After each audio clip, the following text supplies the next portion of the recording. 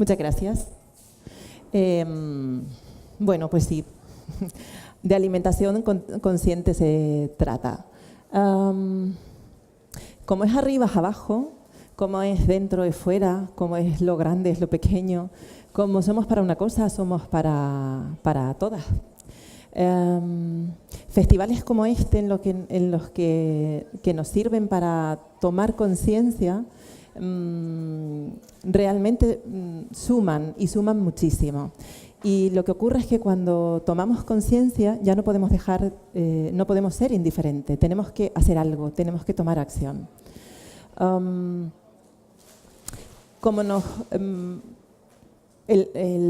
La charla tiene como título cómo amarnos a través de los alimentos, ¿no? Y es que el amor propio tiene mucho que ver en realidad en nuestra interacción con el resto.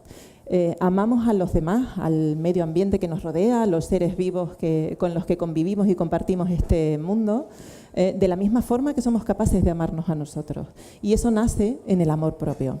El amor propio nace dentro de nosotros. El problema está en que a veces no tenemos la vasija para contenerlo. Os pongo un símil. Si abrimos un grifo, sale agua y el agua es un bien preciado.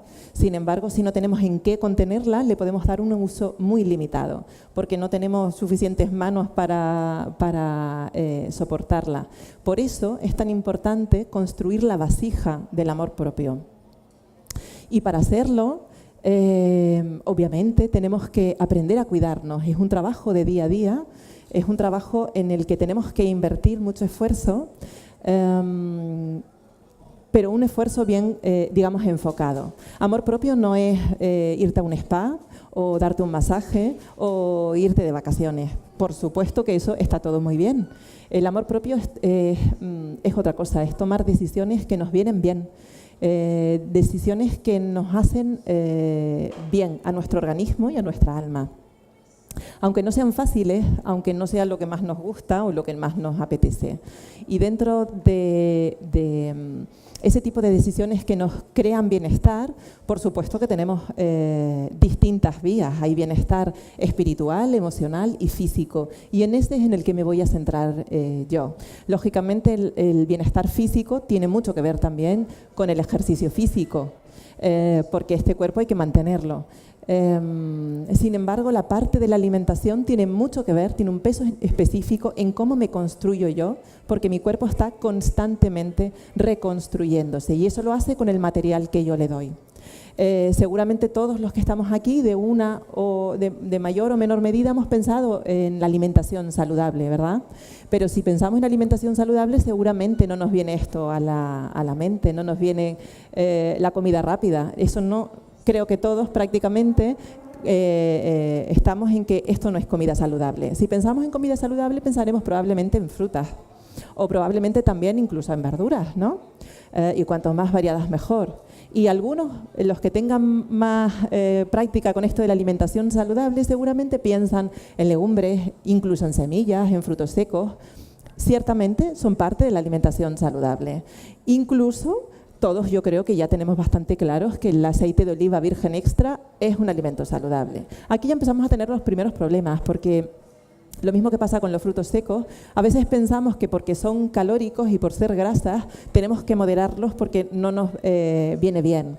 Bueno, no es exactamente porque sean calóricos, sino porque a veces son un poco difíciles de digerir. Sin embargo, aportan nutrientes excelentes para nuestro organismo. Pero bueno, después tocamos ese tema de nuevo. Yo lo que os voy a presentar son una versión que va un poquito más allá. Digamos que es la versión 2.0 de los alimentos saludables. Son los que tienen un extra plus, ¿no? Como los electrodomésticos, los que tienen el triple A, pues eso es un poco lo que os voy a presentar. Los alimentos que nos ayudan a equilibrar nuestra salud porque le aportan al organismo los mecanismos o le facilitan los mecanismos que él tiene para equilibrarse. Y dentro de los alimentos estrella, pues los primeros son los omega 3. Dentro de los omega 3 tenemos fuentes de origen animal, pero también existen muchísimas fuentes de origen vegetal. Cierto es que el omega 3 vegetal está un poco menos desarrollado y esa transformación la tenemos que hacer nosotros en el organismo, pero tenemos los mecanismos para hacerlo. La velocidad no siempre es la misma para todos, pero tenemos la capacidad. Y dentro de fuentes de omega 3 tenemos, pues por ejemplo, las semillas de lino, o las semillas de chía, o las semillas de cáñamo, o las de calabaza, o las nueces. Dentro de los frutos secos, como fuente excelente de omega 3, la nuez es la única que destaca. Todos los frutos secos son ricos en grasa y en proteína, por lo tanto son alimentos estrella. Lo mismo que las semillas, pero dentro de lo que son frutos secos, el que es muy rico en omega 3 son las nueces. Todo el mundo seguramente ha probado una nuez con sabor a viejo, ¿verdad? Alguna vez nos ha tocado. Bueno, pues ese es el omega 3 estropeado. Y por eso aprovecho para deciros que el omega 3 es muy sensible a la luz, a la temperatura y al oxígeno. Y por eso hay que protegerlo. El omega 3 hay que guardarlo en nevera. Y si es en formato aceite, como por ejemplo aceite de lino, que es una fuente excelente de omega 3, tiene que estar en nevera no más de 2 meses, y si lo voy a tener más tiempo, tengo que congelarlo, ¿vale? Lo ideal sería congelarlo como en distintos botes y dejo una parte en nevera, que es el que voy consumiendo, y el resto lo guardo congelado, para que no se nos estropee. El omega 3 congelado no se estropea, pero a temperatura ambiente, incluso a temperatura de nevera, se nos estropea, se oxida. Por ejemplo, las nueces, si las compramos peladas, hay que guardarlas en nevera, esto es importante. Si las compro con su cáscara, como nos la da la naturaleza, si la cáscara está intacta, perfectamente me pueden durar meses y meses, pero desde el momento en que yo la pelo, ya se expone a la luz, a la temperatura y al oxígeno, y eso va a hacer que se enrancie cada vez a mayor velocidad, ¿vale? Con respecto a los omega 3, no todos se consumen igual, y aprovecho para destacar, bueno, no se ve, aquí no lo puedo señalar. Las semillas de lino y las semillas de chía son riquísimas en omega 3 y también en otras cosas como proteínas, minerales, etcétera, y deben consumirse hidratadas. Esto es muy importante. Cuando yo quiero enriquecer una ensalada y de repente pongo las semillas encima y me creo lo más, que me estoy cuidando muchísimo, resulta que ese omega 3 lo voy a aprovechar poco, porque al no estar hidratado no lo voy a poder utilizar. La mayor parte de nosotros no. Tiene una cápsula que si yo no, la inmensa mayoría de nosotros no la podemos romper, y por lo tanto pues entra y sale y no aprovechamos ese omega 3. Por eso es muy importante que lo consumamos hidratados. Mínimo tienen que estar hidratándose un cuarto de hora, 20 minutos. En el caso de las semillas de chía, yo lo hidrataría un poquito más tiempo, porque las semillas de chía llegan a multiplicar por 27 su tamaño, y eso es ideal que lo hagan fuera de ti y no dentro, ¿vale? Especialmente para las personas que tienen divertículos, es muy importante que las semillas entren, además de muy hidratadas, molidas, porque si no podemos agravar nuestro problema. Por otro lado, aparte del omega 3, las semillas, tanto las de chía como las de lino, tienen una fibra, que es una fibra mucilaginosa, que es la que vamos a ver cuando hidratamos. Cuando hidratamos, ¿la habéis hidratado alguna vez? Que hace como una especie de baba. No sé si en la imagen, igual lo tenéis un poco lejos, en la imagen aquí tenéis las semillas de lino y aquí las tenéis hidratadas en una leche vegetal. ¿Veis que están más gorditas? Eso lo que ha hecho es crear como una especie de gelatina, que es una fibra mucilaginosa que nos beneficia muchísimo por muchas razones. Nos beneficia porque genera un mayor volumen intestinal y por lo tanto el tránsito es más amable y más fácil. Por otro lado, porque arrastra y por lo tanto nos permite sacar toxinas fuera y evita que se nos quede metida entre los pliegues del intestino. Y por otro lado, porque el hígado lo tenemos siempre constantemente trabajando para eliminar sustancias tóxicas. Es como nuestro reciclador de residuos, ¿no? Y los va canalizando, pues ustedes a heces, ustedes a orina, ustedes a respiración. Bueno, los que van a intestino necesitan ser atrapados por fibra para que puedan ser evacuados. Si yo no los atrapo, es muy fácil que un cierto porcentaje sea reabsorbido después en el colon, con lo cual estoy haciendo un trabajo para nada, porque lo vuelvo otra vez a poner en circulación y eso crea bastante malestar. Así que sí, Y sí, las semillas de lino y las semillas de chía y esa fibra que nos generan nos va a beneficiar muchísimo. Y de hecho, las semillas de lino son tan beneficiosas que tienen una entidad ellas aparte. Y lo tienen no solo porque son una excelente fuente de omega 3, es cierto, también por la fibra que hemos estado hablando, porque nos ayuda a reducir tóxicos, perfecto, pero también porque tiene una molécula que se denomina lignano. No es ella la única que los tiene también sésamo, los tiene chía, los tiene el alga kombu, no sé si la conocéis, que es una macroalga, pero la que más tiene con diferencia son las semillas de lino, ¿vale? El lignano nos ayuda a muchísimas cosas, pero sobre todo nos ayuda a frenar la aromatasa. La aromatasa es una enzima que tenemos todos en el organismo que nos ayuda a la hora de depurar y de mantener en buen nivel nuestros estrógenos. Estrógenos tenemos todos, chicos y chicas, solo que lógicamente en distintos niveles. Y constantemente tenemos que mantener nuestro equilibrio, cada uno el suyo. Constantemente estamos produciendo y eliminando estrógenos.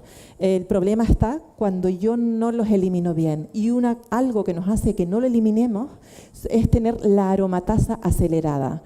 Bueno, pues la fibra, el lignano que ponemos con las semillas de lino nos ayuda a que ella vaya cómoda y por lo tanto yo pueda tener un nivel de estrógenos adecuado. Lógicamente el nivel de estrógeno se nos deteriora por más cosas, no solo porque yo tenga la aromatasa acelerada, también, por ejemplo, por un mundo tan lleno de plásticos. Estamos constantemente rodeados de plástico y los plásticos son moléculas que hacen de disruptores endocrinos. Lo que hacen es interferir en mi equilibrio. Y es como si yo estuviese con una bomba de estrógenos añadiéndome todos los días una pequeña dosis. Eso lo que va a hacer es alterar mi equilibrio. A todos, a nosotras y a ellos. Y eso nos deteriora mucho la salud. Es importantísimo utilizar recipientes, aunque es un paréntesis esto, recipientes sostenibles y recipientes que no nos interfieran. Los plásticos cuanto menos mejor, y si utilizamos plásticos que sean sin bisfenol A. ¿Nos suena el bisfenol A? BPA. Bueno, ya tenemos plásticos sin BPA prácticamente en todas partes, hasta en las grandes superficies, etcétera. Estos son los que deberíamos utilizar y aún así mi recomendación es lo menos posible. Y nunca utilicemos cosas calientes o cosas ácidas o cosas con aceite. Esto acelera la transmisión de sustancias tóxicas de los plásticos al alimento y después a nosotros, ¿vale? Siempre que podamos, cristal es el material más inocuo que existe. Bueno, pues las semillas de lino son económicas, son hipernutritivas y nos ayudan muchísimo a equilibrar nuestra salud, ¿vale? Aparte de esto, sí quería hacer mención a los omega 3.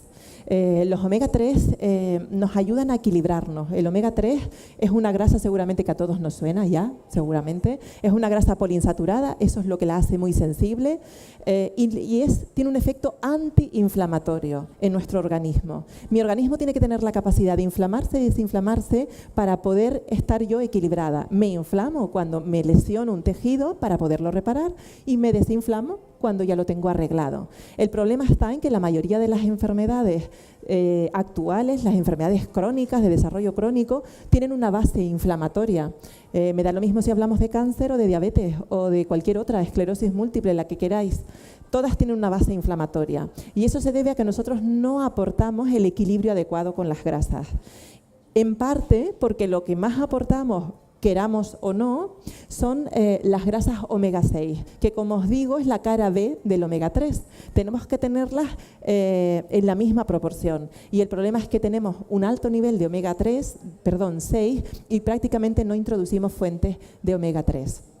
Las grasas omega 6 las introducimos sin querer, vienen toda la alimentación procesada, son las grasas vegetales, aceite de girasol, todo eso nos aporta omega 6. No es que las semillas de girasol estén mal, lo que está mal es cuando yo desequilibrio el aporte que hago de omega 3 y de omega 6 y por otro lado también la calidad del aceite es muy importante. Tocamos ese tema después, pero eso también es un apartado clave para equilibrar nuestra salud, ¿vale? os presento a otro de los alimentos extra plus. Estos son el brécol. En realidad, el brécol como máximo exponente de todas las crucíferas. Crucíferas son la coliflor, las coles, cualquiera, las coles de Bruselas, la col rizada, la cale, que ya sé que también la tenéis por aquí bastante fácil, la rúcula, los rabanitos, la mostaza. Hay muchas fuentes de crucíferas. Las crucíferas son uno de los vegetales estrella en cuanto a la nutrición, en cuanto a lo que nos aportan de nutrientes, proteínas, minerales, clorofila, vitaminas, perfecto. Pero tienen un extra plus que son por las moléculas que aportan, nos ayudan mucho a potenciar la actividad de nuestro hígado, con lo cual eso nos genera salud. Si yo mimo mi hígado, entonces tendré un cuerpo más equilibrado. Pero por otro lado, porque además tienen efectos anticancerígenos, entre otras muchísimas cosas. Y esto está, la base del brécol, o de esta capacidad, está en el glucosinolato. Los glucosinolatos son un grupo de moléculas, lo siento, no tengo una forma más fácil de decirlo, es así, glucosinolato complejo. Es una molécula que en potencia es muy poderosa, pero en potencia, porque la tengo que transformar, y eso en el brécol, poniéndolo como ejemplo de todas las crucíferas, no, por sí sola no está, no tiene la actividad, tiene la potencia. Para que tenga la actividad tengo que transformarlo con una enzima que se llama la mirosinasa. La mirosinasa actúa con el glucosinolato, lo transforma y produce unas moléculas que se llaman isotiocianatos. Otro nombre difícil, pero para este sí tengo siglas. ITC. Los ITCs son distintas moléculas que tienen una capacidad en nuestro organismo espectacular. Bueno, pero tiene truco. ¿Cuántos aquí comen brécol 3 veces a la semana? ¿Nadie? Pero sí, bien. Bueno, si queremos equilibrar el organismo, 3 es una buena cantidad, ¿vale? No hace falta muchísima cantidad cada vez que lo uso, pero sí sería una buena cosa, porque nos ayuda a arreglar un disparate de cosas. Es enorme la potencia que tiene el brécol, ¿vale? Eso por un lado. Por otro lado, ¿lo comemos como? ¿Crudo, cocinado? A ver, los que lo consumen. Cocinado. Bueno, os explico por qué, entonces ya acaba no siendo útil. La mirosinasa, la enzima que transforma el glucosinolato, es muy sensible a la temperatura. Si lo congelamos, malo. Si lo cocinamos, malo. No nos funciona. La destrozamos y, por lo tanto, aunque yo lo mastique, porque para que ellos se junten y hagan migas, los tengo que masticar, o los tengo que picar, o los tengo que moler, los tengo que juntar, ¿no? Con un mecanismo físico, o mis dientes o externo. Claro, si yo me la cargué, la pobre, pues aunque se encuentren, no me lo van a transformar. Entonces me pierdo esa capacidad del brécol.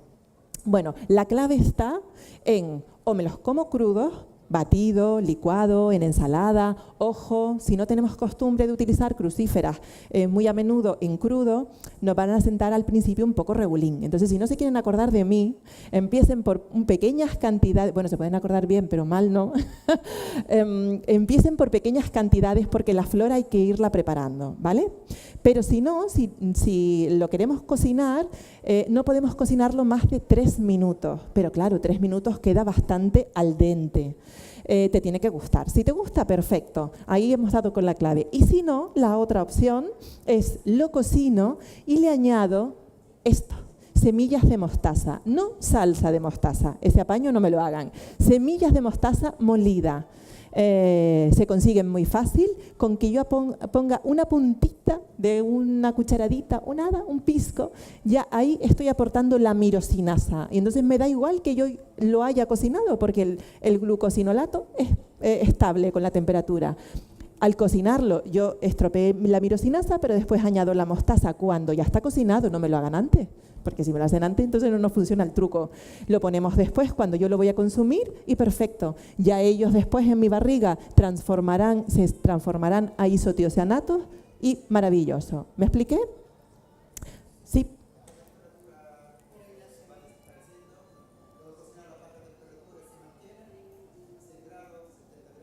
A ver, como todos los vegetales, cuanta menos temperatura, mucho mejor. Yo lo que sí que no suelo recomendar, salvo para las legumbres, es la olla a presión. La olla a presión incrementa a 25 grados cualquier cocción que tú hagas.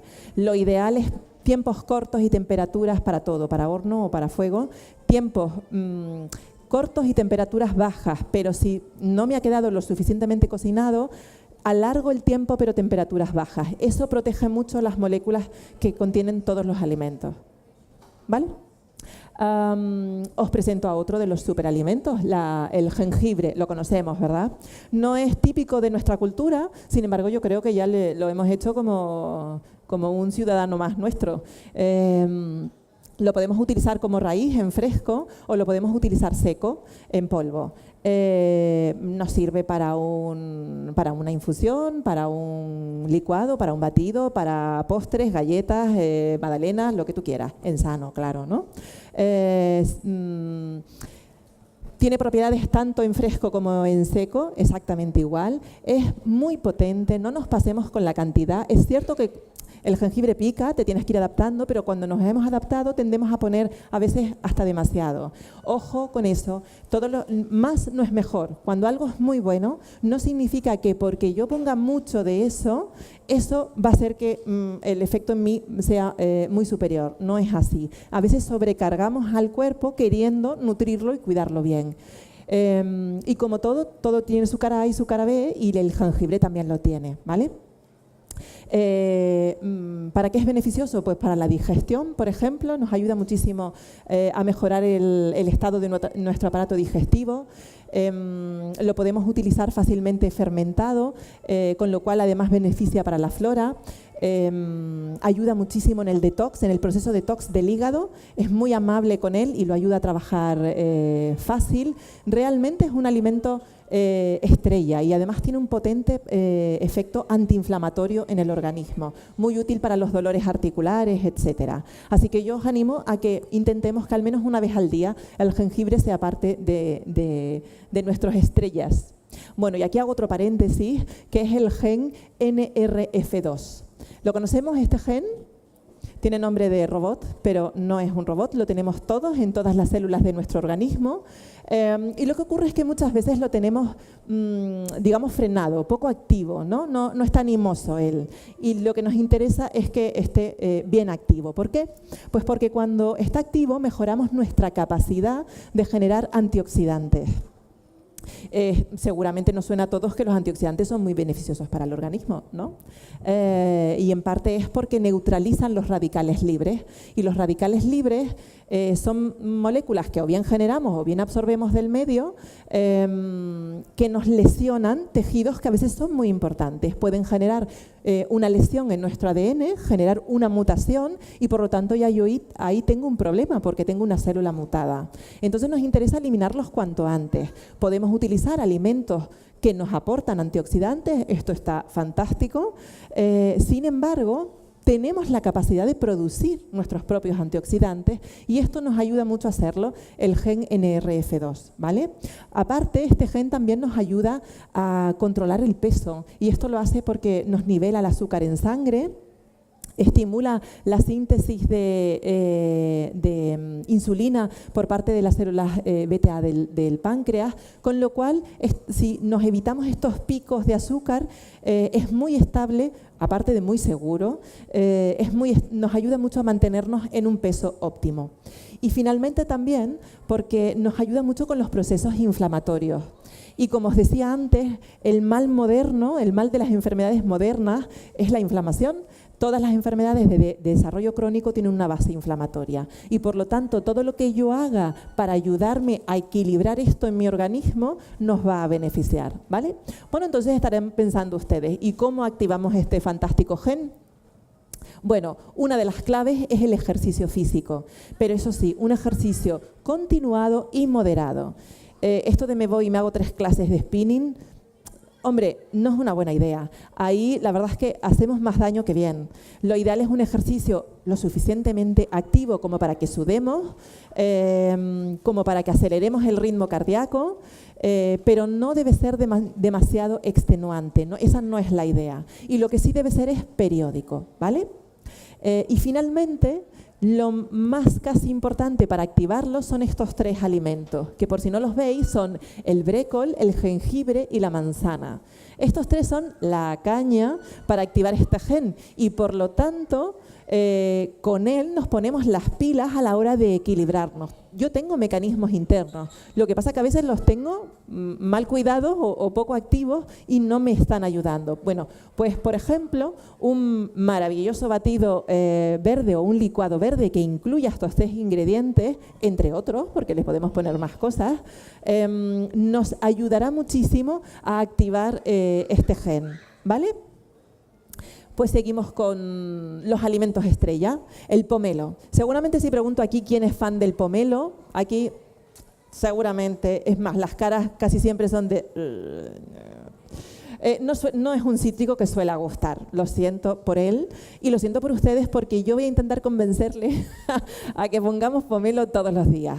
Es un cítrico, ¿cierto? Lo que pasa es que no es un cítrico con demasiado azúcar, con demasiada fructosa, como por ejemplo es la naranja. Claro, no sabe tan dulce, eso es cierto. Pero además de los compuestos típicos de los cítricos, tiene otros muchos que nos benefician. Y una de las cosas por las que lo pongo, la verdad es que beneficia en muchos sentidos, pero una de las cosas por las que lo propongo es porque, hablando antes de los estrógenos, otro de los alimentos superestrellas que nos ayudan a controlar la aromatasa y nuestro nivel de estrógenos es el pomelo. Y eso nos va a beneficiar absolutamente a todos. Así que intentemos poner al menos medio pomelo, por lo menos medio, porque realmente nos va a beneficiar. Es cierto que no estamos en temporada ahora de pomelo. El pomelo local, al menos aquí en Canarias, es bastante ácido, bastante potente, hay que tener valor. El pomelo que estamos consiguiendo ahora viene de fuera y es un poquito más amable, la verdad es que es más fácil de tomar, ¿vale? Ojo, eso sí, el pomelo no lo puede tomar todo el mundo con demasiada alegría. En principio, si estamos en salud, sí, pero si estamos polimedicados, o medicados con alguno de estos, como puede ser el tamoxifeno o las estatinas, los típicos fármacos que nos ayudan a controlar el colesterol, aunque... o antidepresivos, etcétera. Ahí, si pones pomelo, lo tienes que separar 5 horas de la medicación, ¿vale? Entonces, para los pacientes muy medicados no es una buena idea, tienen que buscar el huequito o si no, no ponerlo. Para el resto que no tenemos medicación, es una muy buena idea añadir pomelo todos los días. Bueno, la remolacha. La remolacha cada vez yo creo que está más presente en nuestra alimentación, todavía no demasiado. Y ahora cada vez se ve más con las hojas de la remolacha, que no sé qué manía tienen, que nos quitan siempre las hojas, que por cierto están cargadas de nutrientes también. Bueno, la remolacha seguramente nos suena a todos porque nos ayuda a construir sangre, ¿vale? A crear sangre, a crear glóbulos rojos, eso es cierto. Los deportistas tal vez les suene porque les ayuda a aumentar las reservas de energía del hígado, de glucógeno. Por lo tanto, es muy beneficioso para cuando el deportista tiene un desgaste muy intenso. Sin embargo, no lo traigo por eso. Lo traigo porque es uno de los alimentos que más enamoran al hígado y es por la betaína. No hay muchos alimentos que aporten betaína y la betaína es una molécula interesantísima para ayudarnos a estimular una de las vías de detoxificación del hígado, que es la de la metilación, ¿vale?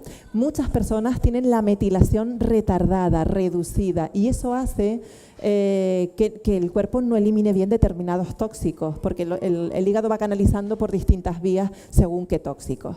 Normalmente suele coincidir con personas muy, digamos, autoexigentes, muy ordenadas, muy...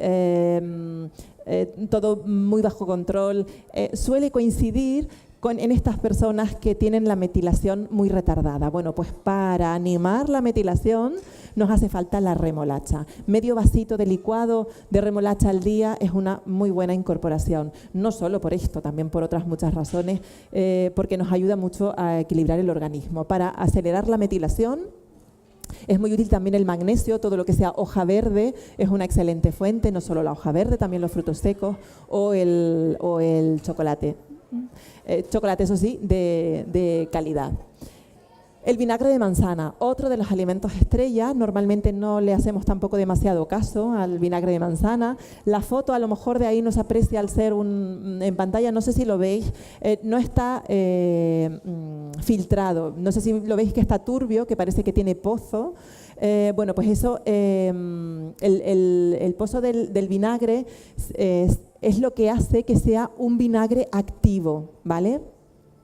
Cuando tú mueves la botella y se enturbia todo, ese es el vinagre bueno. Cuando lo utilizamos filtrado, ya ahí ha perdido la capacidad para nutrirnos y equilibrarnos. El vinagre es beneficioso por 1000 razones, o por 1500 casi.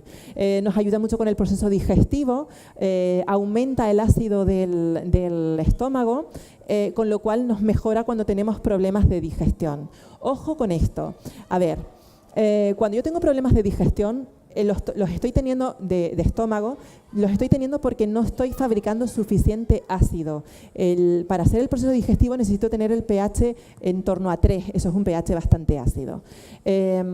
Y cuando yo pongo antiácidos para evitarme los problemas, lo que estoy a la larga es agravándolo. Está claro que si yo tengo un problema de acidez, la clave no pasa por poner primero el vinagre porque me va a hacer sentir mal, me va a generar malestar. Primero tengo que arreglar el problema y ya después lo utilizo, el vinagre, para facilitarme el proceso digestivo, ¿vale? Es decir, que sea bueno un alimento no significa que todos lo podamos utilizar. Uno tiene que saber leerse y saber distinguir qué cosas puede utilizar y qué no. Si yo tengo un problema de acidez, yo no recomendaría, hasta que no lo solucione, el vinagre. Pero si no es el caso y lo que yo suelo sentir es que tengo digestiones pesadas, que no acabo de terminar con la digestión, el vinagre nos suele ayudar muchísimo.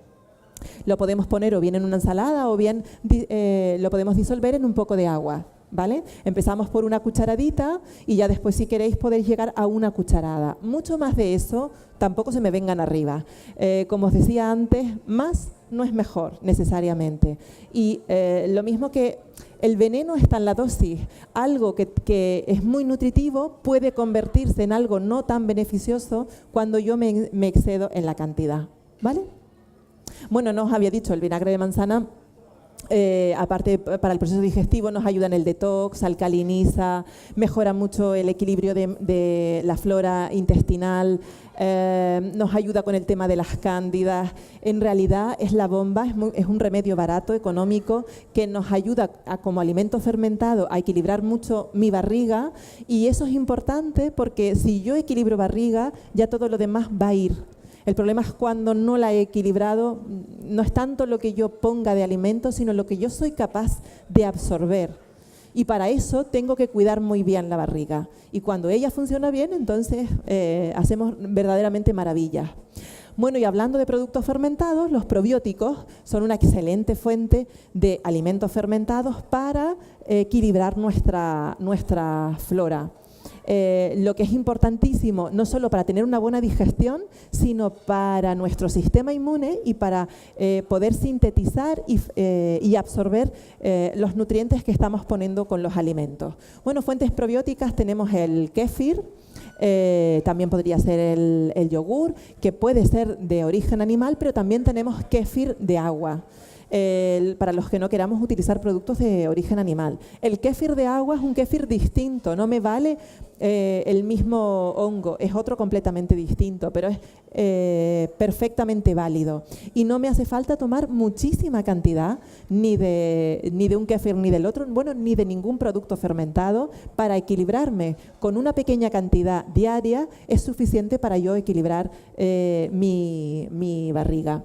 Pero dentro de los alimentos fermentados tenemos, por supuesto, el chucrut, tenemos la kombucha, que seguramente nos suena, tenemos el natto, ese nos suena, el natto, el miso, seguramente el miso sí nos suena más, ¿no?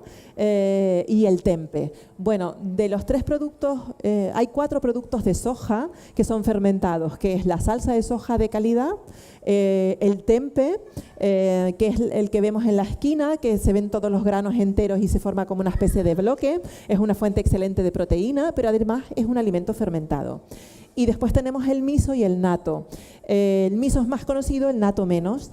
Los dos nos ayudan mucho a equilibrar la flora intestinal. Se pone en pequeña cantidad y como todos los alimentos fermentados, si yo los cocino, ya no me son útiles, porque me he cargado la flora viva que se supone que me están aportando. Entonces, con esto tenemos que tener cuidado. Si yo me voy a hacer un caldo de miso, puedo utilizar el miso en agua caliente, pero lo que no puedo es calentarlo a él, ¿vale? Si ponemos probióticos, que esto es importantísimo para equilibrar nuestra salud, sea el que sea tu problema o tu síntoma, los probióticos te van a echar una mano espectacular. Sí es cierto que necesitamos prebiótico. El prebiótico es la flora, la fibra en la que el probiótico vive y de la que se alimenta. Entonces, si yo pongo probiótico y quiero que él viva y se encuentre bien en mi casa, en la casa que yo le ofrezco, tengo que aportarle fibras adecuadas para que él pueda crecer, ¿vale? Bueno, pues dentro de las fibras hay muchas, pero las que más benefician a nuestro probiótico son el almidón resistente y la fibra soluble. El almidón resistente lo conseguimos en el plátano. Ojo, plátano más bien hacia verde, plátano maduro no es que no se pueda consumir, es que no te aporta la fibra prebiótica, ¿vale? Aparte, el plátano cuando está muy maduro, el nivel de fructosa del plátano sube muchísimo y entonces ya no es un alimento tan amable o beneficioso, ¿vale? Porque los picos de azúcar no nos interesan. No es que no lo podamos utilizar maduro, simplemente que hay que saberlo acompañar. Siempre es mejor el plátano ligeramente hacia verde, ¿no? Maduro, pero enterito, durito, ¿vale? Almidón resistente también tenemos en el arroz y, por ejemplo, en la papa o en la batata. Yo la papa no la suelo recomendar porque tiene un índice glucémico muy alto y la verdad es que nos hace muchos desequilibrios. Entonces, mi consejo es que la utilicemos en pequeñas cantidades, ocasionalmente. La batata, a pesar de ser dulce, es mucho más beneficiosa para nuestro organismo. Y eso sí, tanto el arroz como la papa como la batata, si yo quiero aprovechar el almidón resistente, lo tengo que cocinar, enfriar 24 horas en nevera y después lo consumo, ¿vale? Porque de otra manera, y no lo puedo calentar después, claro, le puedo quitar un poco el frío, pero si lo vuelvo a calentar, el almidón deja de ser resistente y pasa a ser almidón normal y lo utilizo como un carbohidrato. Que no es que esté mal, es que, bueno, solo que no tengo la fibra que yo estaba buscando cuando lo puse en mi plato, ¿no? Entonces, lo cocinamos, lo enfriamos, mínimo 24 horas y ya a partir de ahí lo puedes seguir utilizando. Pues, por ejemplo, una ensalada de arroz, ¿no? Seguramente aquí es fácil de tomar.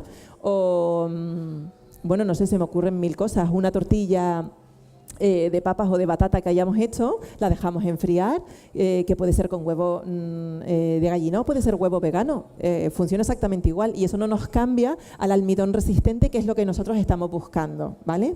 Sí, es cierto que podemos encontrar suplementos que te dan el almidón resistente, pero lo encontramos perfectamente en los alimentos, simplemente hay que saberlo utilizar. Y como fibra soluble tenemos distintos vegetales que nos la aportan. El plátano es otro de los que nos aporta. El plátano la verdad es que es la bomba, así que él debería tener otra categoría para él solo. Amamos el plátano.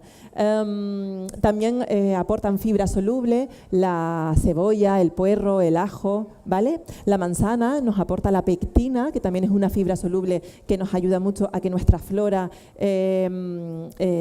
crezca bien.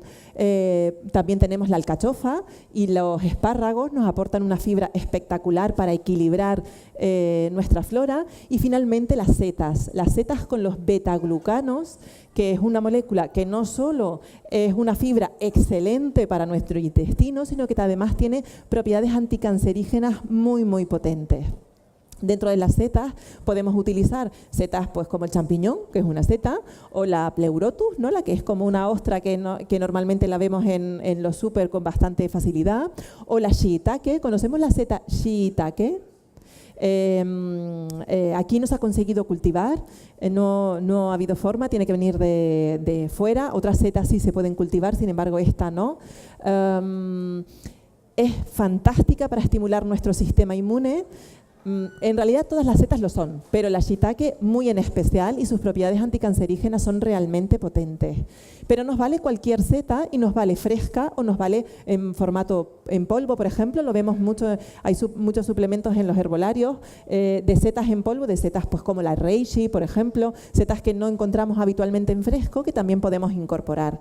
Las podéis utilizar como quieran, siempre va a ser útil y nos va a ayudar a mejorar nuestra fibra, nuestra flora y nuestro sistema inmune. Ahora vamos a hablar de las grasas ya para cerrar este capítulo.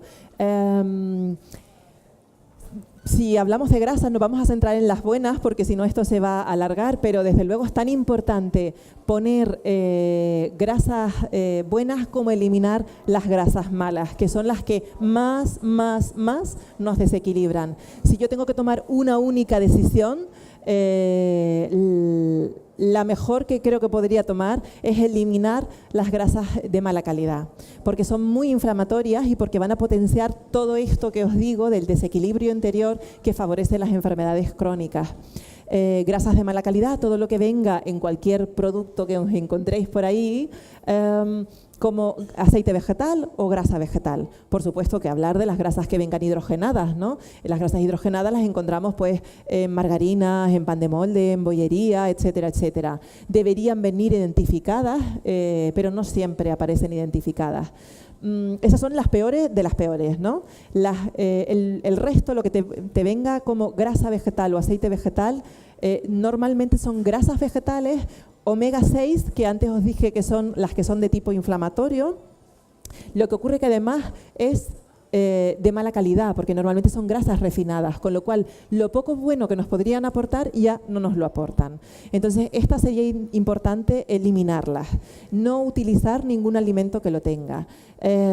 Todo lo que tú puedas hacer es mucho mejor. Dentro de las grasas saludables, pues por ejemplo, bueno, no os dije, dentro de las grasas que son omega 6, que son las grasas vegetales o aceites vegetales, ahí encontramos normalmente aceite de algodón, aceite de soja, porque es muy barato, aceite de girasol. El aceite de girasol, como las semillas de girasol, tiene muchísimas propiedades, pero cuando yo lo refino ya deja de tener esas propiedades. Como os dije al principio cuando hablábamos de los omega 3, estos tienen que guardarse lo mismo que los omega 6 en nevera.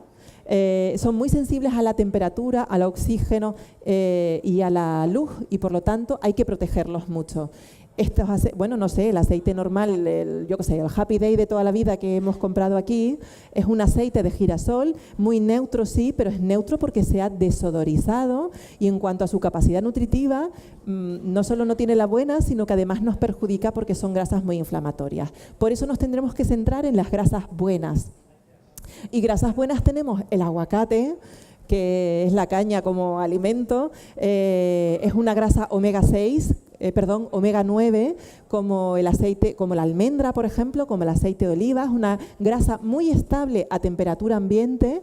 Sin embargo, si yo lo caliento ya lo empiezo a incomodar.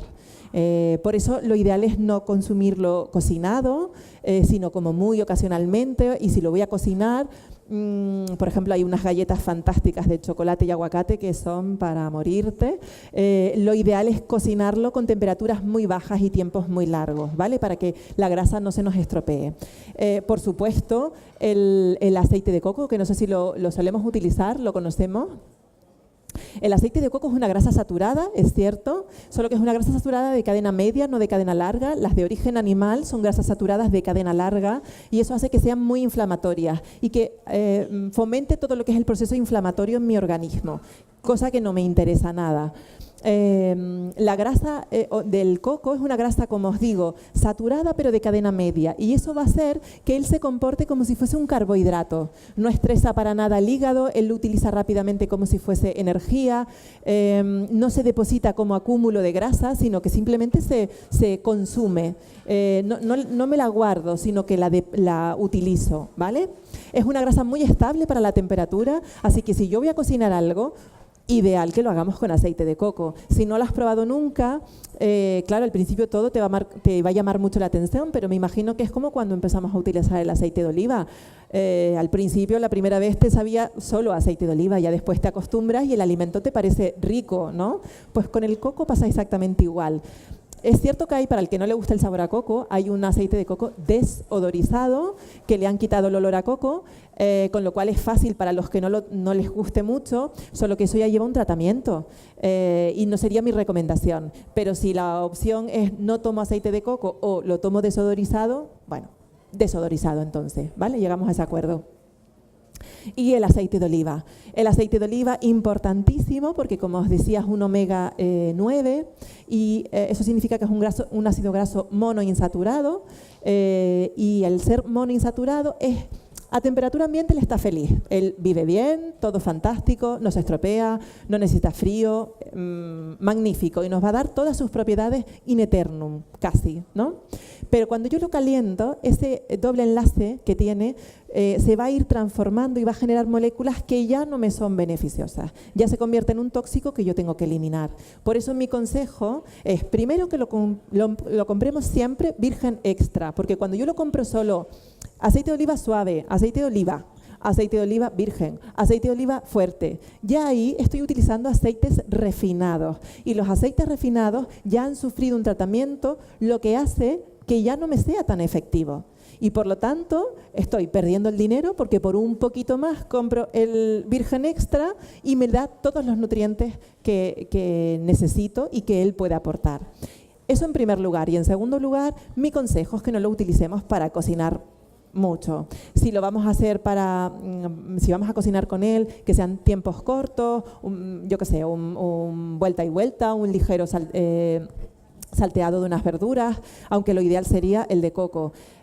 Obviamente, para freír papas, muy nuestro, pues no sería lo ideal, por muchas razones. Primero, porque voy a comer mucha grasa estropeada, más lo caliento, más lo estropeo. Esto que hemos hecho toda la vida se va gastando el aceite de la sartén y voy reponiendo con nuevo.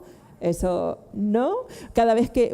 Otra vez que lo caliento, más moléculas tóxicas, otra vez que lo caliento, más moléculas tóxicas, que me las como yo. Hay una parte que está en el aceite y otras van en el alimento. Eso por un lado. Y por otro lado, por la acrilamida, ¿no? Ya la conocéis, me imagino, con esto de que está de moda últimamente, con esto de que Starbucks va a tener que decir que sus productos contienen acrilamida, ha salido últimamente. Bueno, es una sustancia muy cancerígena, potencialmente procancerígena, no nos interesa nada. Entonces, si vamos a hacer un alimento saludable y lo que queremos es cuidarnos, pues lo podemos hacer de otra manera. Por ejemplo, ¿habéis probado la batata al horno? Sí, al horno, pero imitando la papa frita, pero en batata.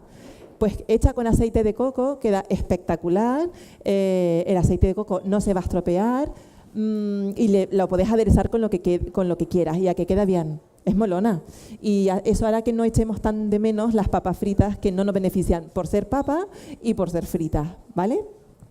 Y creo que sí. Muchas gracias a todos y sobre todo lo que les deseo es mucho amor hacia nosotros mismos, aprender a querernos y a tomar mejores decisiones y eso hará que podamos querer a los demás y al mundo que nos rodea de una forma más generosa y más altruista. Muchas gracias a todos. No sé si querrían hacer alguna pregunta. ¿Alguien se anima?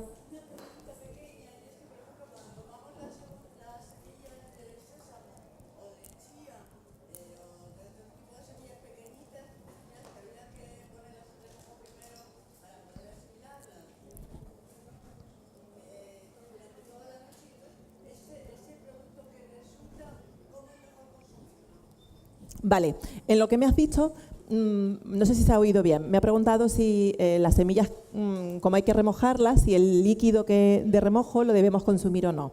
Bueno, a ver, aquí hay dos líneas, porque me has mencionado las de sésamo y me has mencionado las de chía. Bueno, las de chía y las de lino son las dos semillas que tienen fibra mucilaginosa y cuando yo las remojo crean una especie de gelatina baba, para el que lo quiera con otro nombre, esa fibra sí me la tomo. Si se lo quito, pierdo lo chachi del asunto, ¿vale?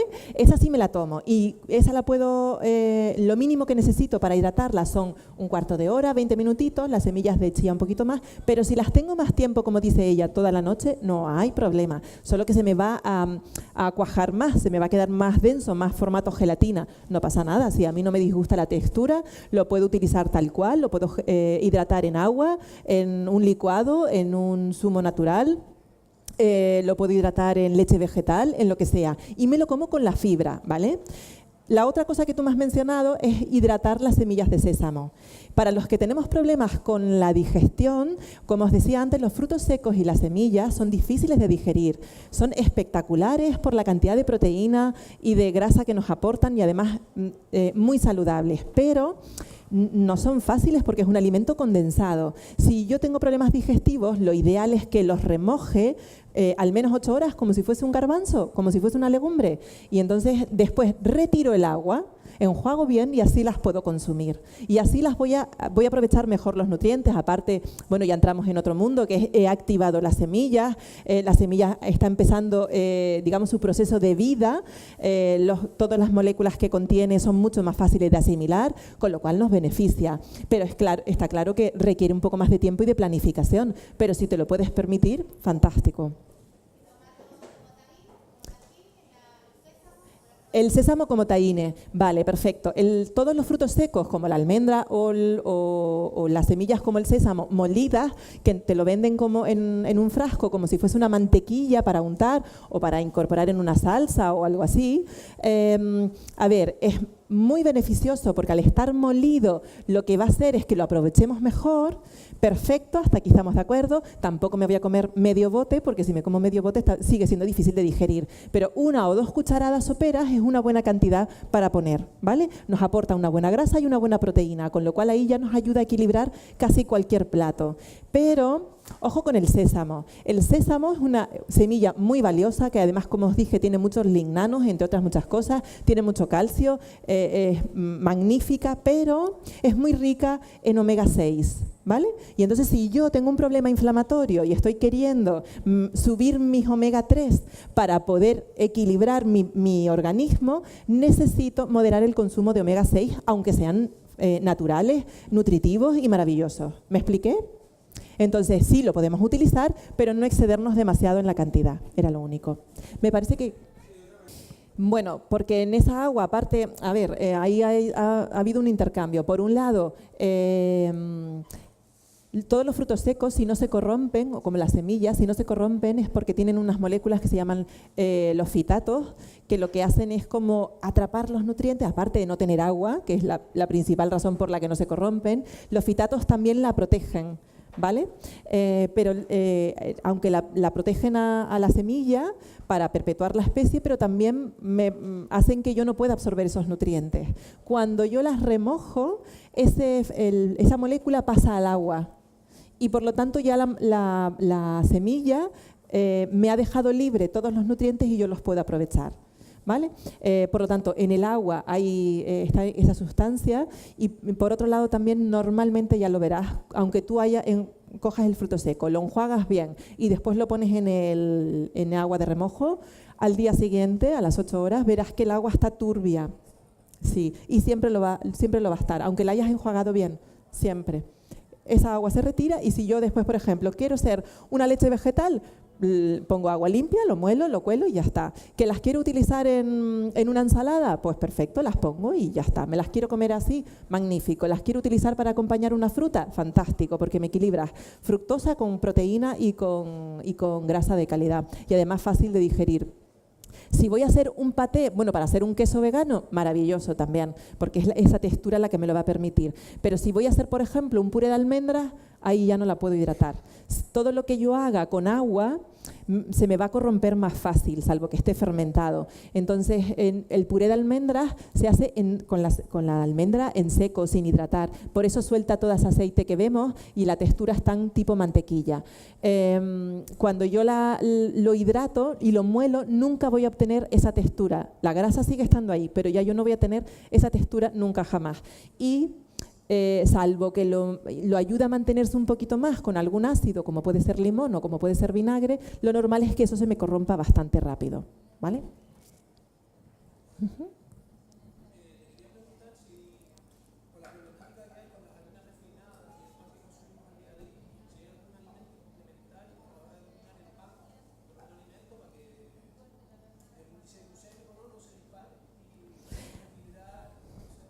Vale, hay dos formas de afrontarlo, ¿vale? Por un lado, si lo que tienes que utilizar o lo que quieres utilizar o lo que puedes utilizar es el pan común, a ver, siempre tenemos que elegir, ¿me tengo que...? ¿Sí? Bueno, te intento contestar rápido porque viene otra charla. A ver, siempre hay que elegir el mal menor. De las posibilidades que yo tenga, lo que menos daño me haga. Entonces, el que quitamos ya de la ecuación definitivamente es el pan de molde, ¿vale? Ese fuera. Es muy práctico, lo sé, pero a todos nos tiene que entrar en la cabeza que el pan esté en el pollo 3 semanas y esté igual, no es natural. Eso no es normal y eso se ha logrado de alguna manera. Y ese efecto lo vas a tener tú después aquí y tiene tu cuerpo que lidiar con eso. ¿Sí? Entonces tengo que utilizar un pan, en todo caso, convencional. Mejor si es de masa madre, mejor si es integral, mejor si es ecológico, obvio. A veces no se puede o porque no tengo la posibilidad o por lo que sea. Bueno, si yo utilizo un alimento con un alto índice glucémico, como es una harina refinada, la única forma de que me haga menos daño es añadirle algo que enlentezca el pico ese de azúcar que voy a hacer. Y eso solo lo consigo con fibra o con lo hace la fibra y lo hace la grasa y la proteína. Es decir, si yo el pan lo pongo con aceite, por ejemplo, y además me lo acompaño con hoja verde y algunos vegetales más, lo que voy a hacer es que ese pico de azúcar sea más lento. Claro, si me lo pongo con mermelada, pues, o con nocilla, pues hemos hecho un pan con unas tortas, ¿no? Es decir, tengo que elegir, o por ejemplo le puedo poner aguacate, le puedo poner aceite de coco si quiero, o puré de almendra, eso lo haría mejor. Ahora, mi consejo obviamente es que elijas un pan mejor. Si quieres el formato bocadillo, si lo que quieres es un cereal, puedes utilizar los cereales de desayuno, no los convencionales, sino unos copos de quinoa, de trigo sarraceno, unos copos de frutos secos, hay 1000 formas de planteártelo, unos copos de avena. Pero si lo que quieres es formato pan, importantísimo, a ser posible. Bueno, lo más importante de todo, que sea ecológico. Lo segundo más importante, que sea integral, ¿vale? Porque parte del gran daño que nos hace el trigo es... en gran parte por la forma de cultivo que tiene, ¿vale? Y el tratamiento que se le hace a las harinas. Por eso, si no tengo otra cosa que elegir, lo mejor es trigo integral y ecológico, con esos dos apellidos.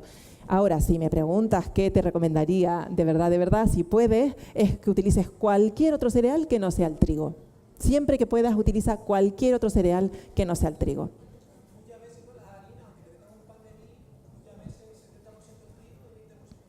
Sí, claro, con las composiciones ahí ya tienes que irte a productores que sean de calidad y que tú sepas cómo están. A ver, muchas veces los productores hacen la ley y la trampa, ¿no? Es decir, ahora se usa el pan sin gluten. Bueno, pues hago pan de millo, que es muy barato, y le añado un montón de aditivos, grasas, no sé cuánto y no sé qué, y bueno, tiene un pan que es aquello de si lo quiero sin gluten y demás, ¿no? Ojo con el millo. El millo es un cereal también con un índice glucémico altísimo, entonces no es un buen sustituto. Es importante que el millo sea ecológico, pero como para mi base de todo cambio el trigo y me pongo el millo, pues también estoy haciendo un pan como unas tortas. Sumarme para equilibrar mi gestión de los carbohidratos no me va a sumar, ¿vale?